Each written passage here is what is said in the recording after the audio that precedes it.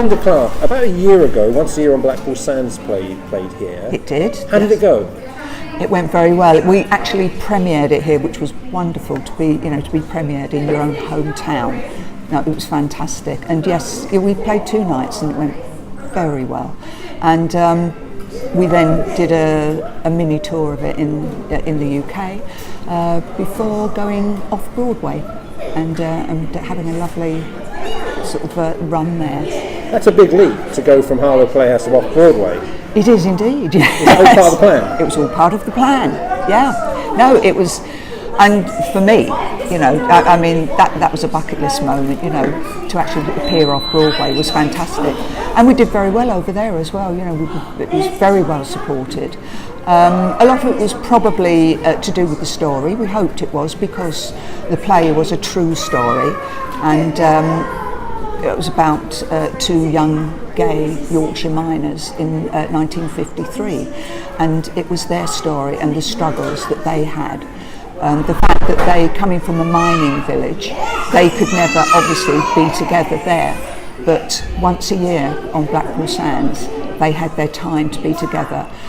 When it was Wakes Week and everywhere closed down and everybody went to the seaside, and for them it was Blackpool. So we're now in April 2019. What's the plan for it? The plan now is that we are making the film of Once a Year on Blackpool Sands. We've already started filming. I've already done a couple of scenes for it. There is more filming coming on April, May, June, and hopefully we're hoping that it should all be finished by the end of June. What are the challenges of making I imagine funding for a start, because you've been doing things like auctioneering things and things like that. Yes. Because this is an independent film and therefore, we're working to a very tight budget. We are doing all sorts of bits and pieces trying to raise funds to put towards the filming, because it's something that we all believe in. The message of the film is, we feel it's one that needs to get out there, and we want to do justice to it by making it the best product that we can. And so yes, therefore there are people doing variety shows up in Yorkshire. They are doing Walk with Phyllis, which I can explain about later, and they're doing another little production called Letters of Note, which are based on letters that were sent to the playwright Carlton Paris from people that had seen the play, and it resonated with them, reminded them of things that happened to them at that time, and to family. I also did a little bit where I auctioned some Doctor Who memorabilia from when I was in an episode of Doctor Who. So yeah, we managed to get a little bit from that to put towards the fund. Very quickly, what episode, because I'm sure there's always a Doctor Who fan looking in somewhere, what episode of Doctor Who are you in? The episode was the Shakespeare Code, and it was with David Tennant. And obviously, as we're mentioning Shakespeare, there had to be 3 witches in it, and I was one of the Carrier Night witches. I played Mother Bloodtide. It was a terrific episode. I'm not saying because I was in it. I just thought it was a brilliant episode. And the Walk with Phyllis. Walk with Phyllis. Yeah. Also, in this guest house where Eddie and Tommy, the Yorkshire miners, turn up. They are at a very inclusive guest house.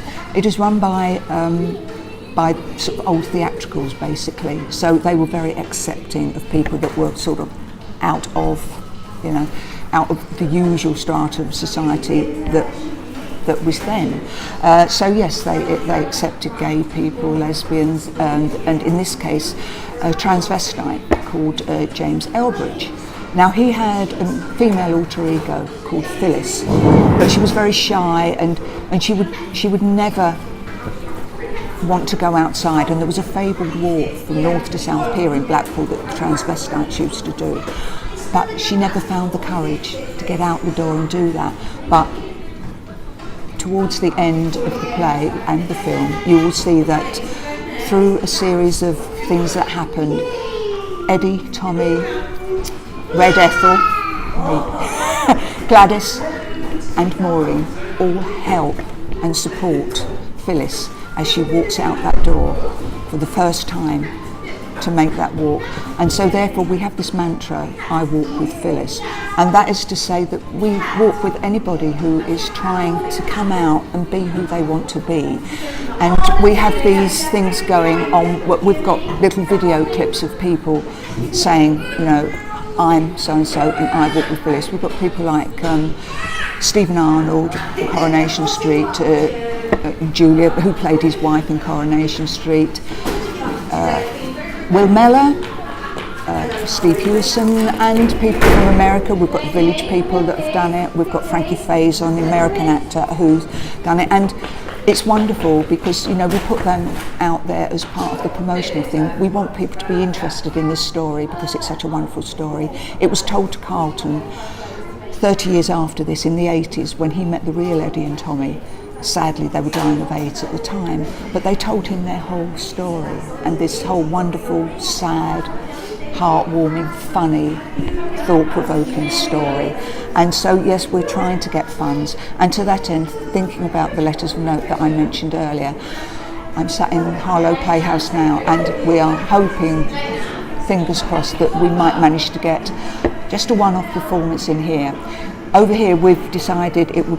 Letters of Note will be the subtitle, because now we're going to call it Queer Tales, so that people know exactly what they're coming to see, but they are based on true stories, true letters that were sent to the writer.